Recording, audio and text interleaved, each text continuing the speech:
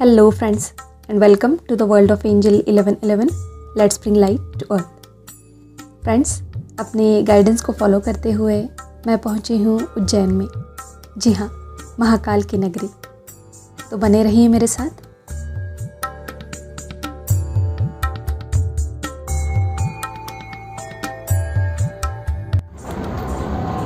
तो फ्रेंड्स, आज मैं आई हूँ महाकाल की नगरी उज्जैन में और हमारे साथ जुड़े हैं नजमू भाई, जो मुझे आज पूरा उज्जैन घुमाएंगे। तो दोपहर के करीब 12 बजे के आसपास मेरी शुरुआत हुई महर्षि सांदीपनि आश्रम देखने से, जहाँ कृष्ण और सुदामा ने शिक्षा ली थी।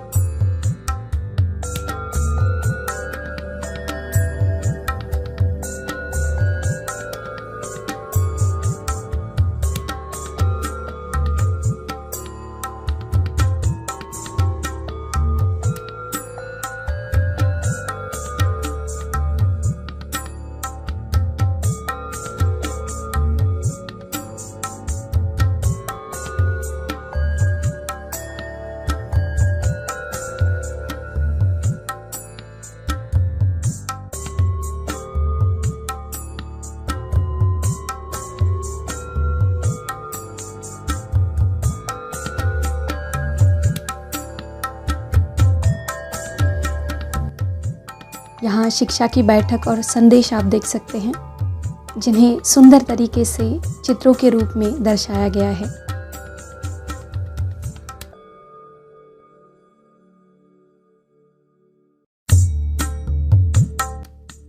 और ये समष्टि यहाँ बहुत ही ब्यूटीफुल और कलरफुल तरीके से दृश्य दिखाए गए हैं।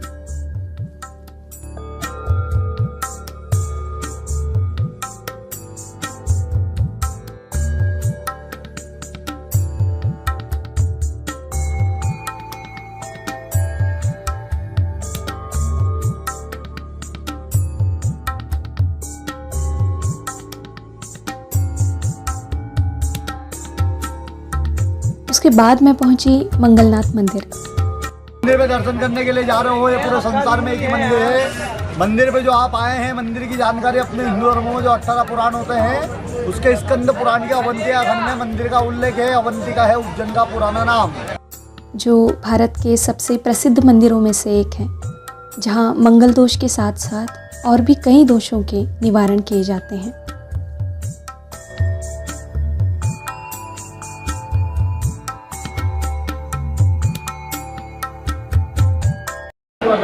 हाँ जी, बताइए। आपका शुभ नाम? मेरा नाम पुजारी प्रणाम है। यहाँ के बारे में बताइए। मंगल ग्रह का जन्म स्थान है। शिव जी के पसीने से मंगल ग्रह की उत्पत्ति हुई है, स्कंद पुराण के अनुसार। अवंतिका खंड में इसका उल्लेख है। शिव जी के पसीने से उत्पत्ति हुई है, इसलिए शिव रूपी जिनकी मंगल दोष होता है, मांगलिक कुंडलियाँ जो होती है, उनके निवारण के लिए यहाँ पे भात का पूजन किया जाता है, जिसमें कि भगवान पे पका हुआ भात चढ़ता है। राइस बेक्ड राइस चढ़ता है, पका हुआ भात। उसी प्रकार से नवग्रह में मंगल ग्रह को सेनापति की उपाधि दी है, इसलिए नवग्रह में इनकी एक अहम भूमिका रही है। देश विदेश से लोग मंगल शांति की पूजन करने यहाँ पर आते हैं। धन्यवाद।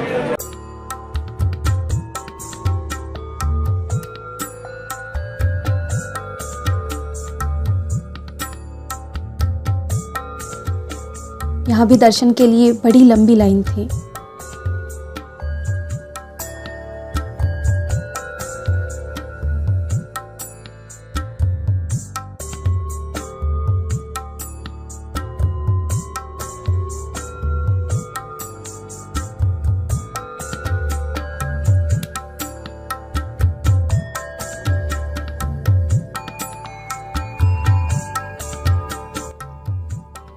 मंगलनाथ मंदिर के बाद मैं पहुंची सिद्धवट।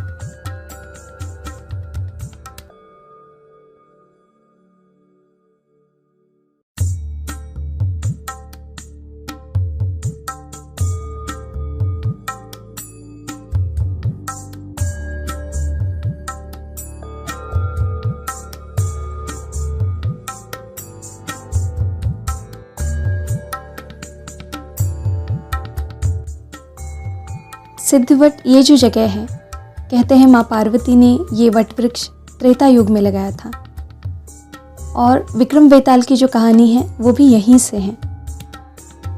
वेताल को इसी वट के नीचे सिद्धियां प्राप्त हुई थी। ये सिद्धवट है, पार्वती माता के हाथ का वट वृक्ष है। माता पार्वती ने त्रेता युग में वट वृक्ष लगाया था। वट वृक्ष की पूजा यहाँ शिव जी के रूप में होती है। ब्रह्मा विष्णु महेश तीनों रूप में इनका पूजन होता है। माता पार्वती ने कार्तिक स्वामी को इसी वट के नीचे भोजन कराया। सब देवताओं ने मिलकर उनको यहाँ सेनापति बनाया। उसके बाद उन्होंने तारक राक्षस का वध किया। वो शक्ति जो है यहाँ नदी की बीच धारा में प्रविष्ट की गई। ये शक्ति वेद तीर्थ कहलाता है। यहाँ इसी वट के नीचे बैठ के राजा विक्रम ने तपस्या करी। उनको यहाँ से बेताल सिद्धि मिली। विक्रम बेताल की कथा यहीं का है। यहाँ 3 प्रकार की कामना सिद्धि होती है, धन कामना, पुत्र कामना, पितृ कामना। माता पिता के पिंडदान होते हैं, पितृ शांति होती है, काल सर्प का पूजा होता है, नाग बलि, नारायण बलि, सब प्रकार का कर्म करने का यहाँ विधान है। अपने घर में किसी के यहाँ संतान नहीं होता है तो उनका स्वास्तिक बनाया जाता है। नारियल से बहुत बढ़ते हैं। कामना जब पूरी होती है तो बच्चे को यहाँ झुका करके सीधा स्वास्तिक बनाया जाता है। यहाँ जो भी कामना अपन करते हैं वो सब परिपूर्ण होती है। जैसे इसीलिए इनका नाम सिद्धवट है, पार्वती माता के हाथ का वट है। ऐसे वट संसार में 4 हैं। प्रयागराज में अक्षय वट है, गया जी का बौद्ध वट है, मथुरा वृंदावन का वंशी वट है, उसी प्रकार उज्जैन अवंतिका में सिद्धवट। ये चारों वट अक्षय है, इनका क्षय नहीं होता। Thank you.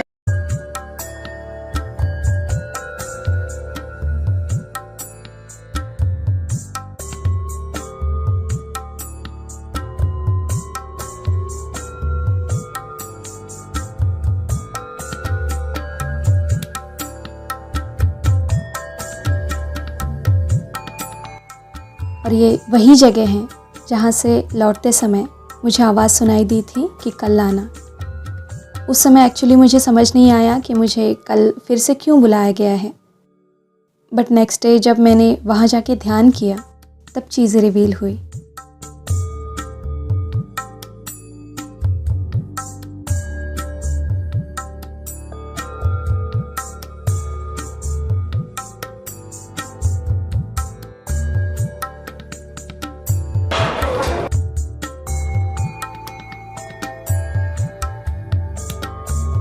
और उसके बाद फिर मैं पहुंची काल भैरव मंदिर, जो भारत के सबसे प्रसिद्ध मंदिरों में से एक है। यहाँ ये बड़े बड़े पापड़ देखने को मिले।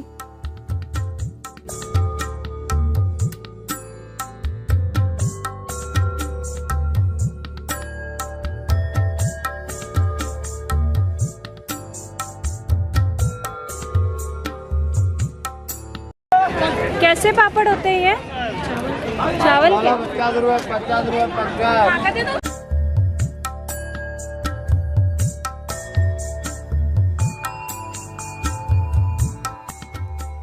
यहाँ एक अजीब चीज़ मैंने नोटिस की कि मंदिर के बाहर लिकर की बहुत सारी दुकानें थीं और ये प्रथा सालों से चलती आ रही है कि काल भैरव को मदिरा चढ़ाई जाती है।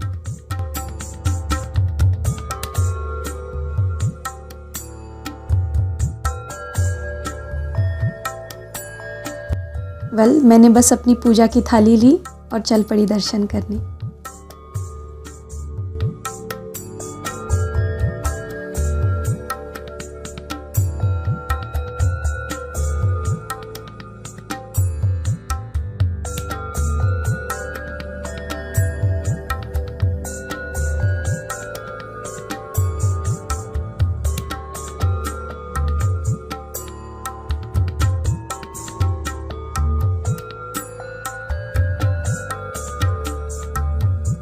दर्शन के लिए यहाँ भी बहुत बड़ी लाइन लगी थी।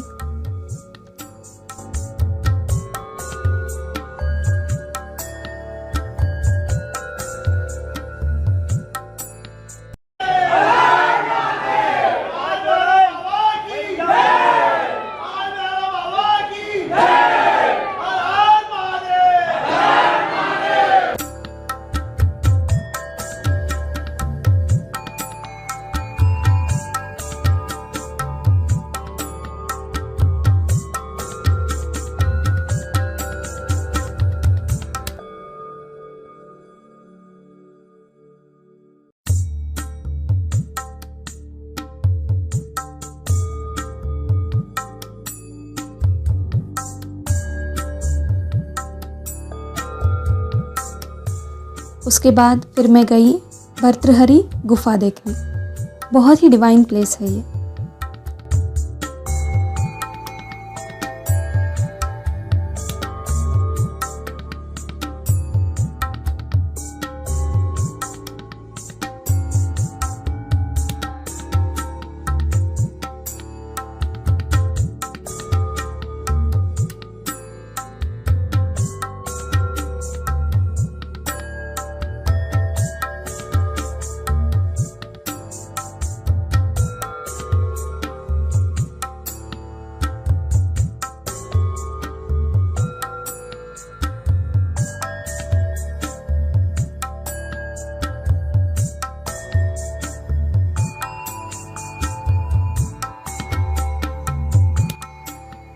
कल गुफा में जाना थोड़ा डिफ़िकल्ट था, बहुत ही कंजेस्टेड गुफा है ये।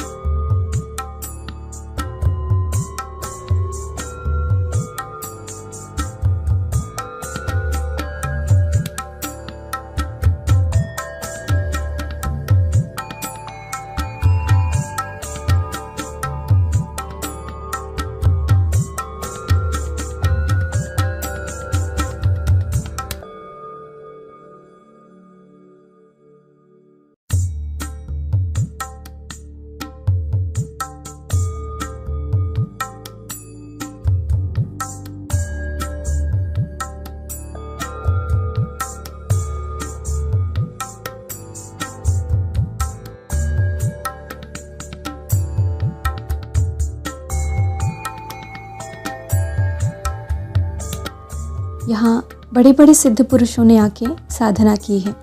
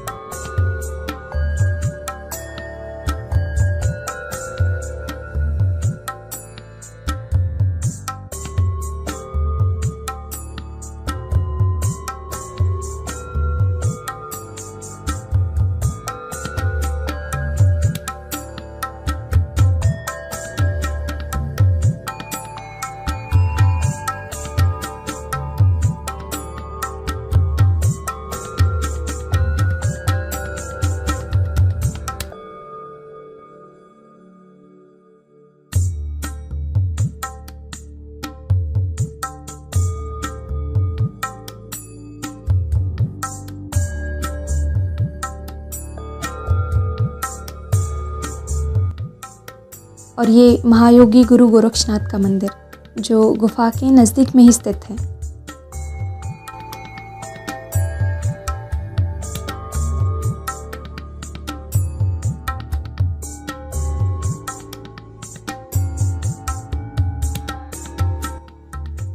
गुफा के परिसर में ये गौशाला स्थित है।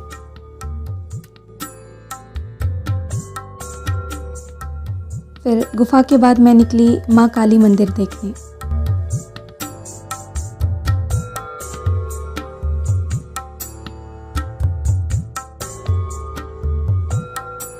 कहते हैं ये तंत्रा का सबसे बड़ा महत्वपूर्ण स्थान है।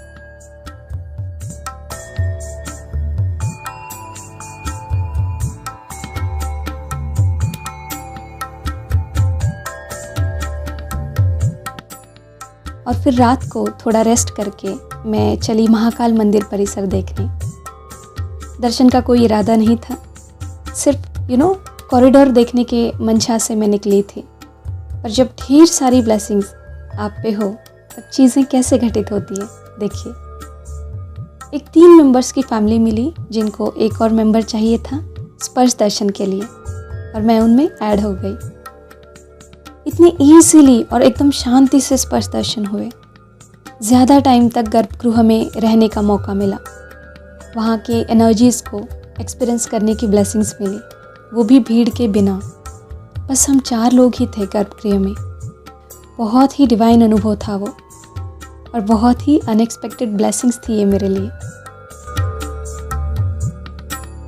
एक्चुअली वहाँ पे भी कैमराज और फ़ोन बाहर ही सबमिट हो जाते हैं, इस वजह से अंदर की फुटेज मैं आपको दिखा नहीं पाई। फिर उसके बाद कॉरिडोर घूमा।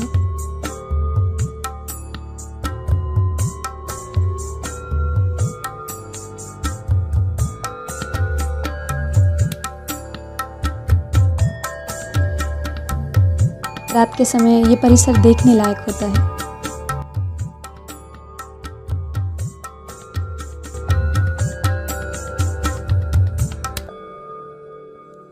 और ये बड़ा गणेश मंदिर जो मंदिर के एंट्रेंस पे ही है।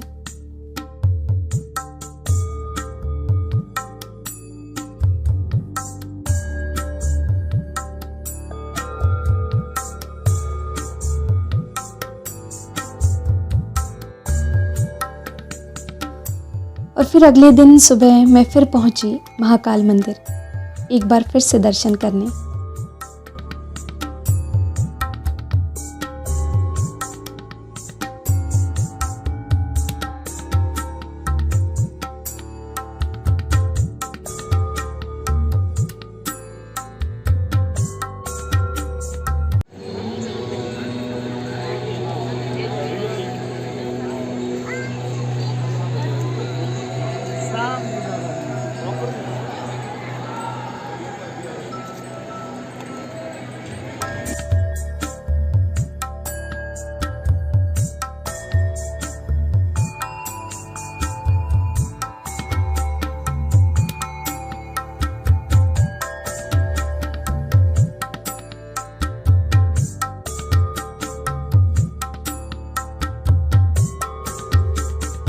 और फिर उसके बाद सिद्धवट, जहाँ मुझे आज फिर से बुलाया गया था।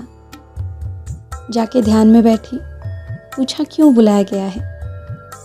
हार्डली 15 मिनट में ही सब कुछ रिवील हुआ, और फिर जब जाने की आज्ञा मिली मैं वहाँ से निकल पड़ी। और फिर उसके बाद मैं पहुँची उज्जैन रेलवे स्टेशन मेरा अगला गाइडेंस फॉलो करने। और स्टेशन पे मुझे देखा ये सुंदर सा दृश्य, healing sound of birds. Thousands of birds were there.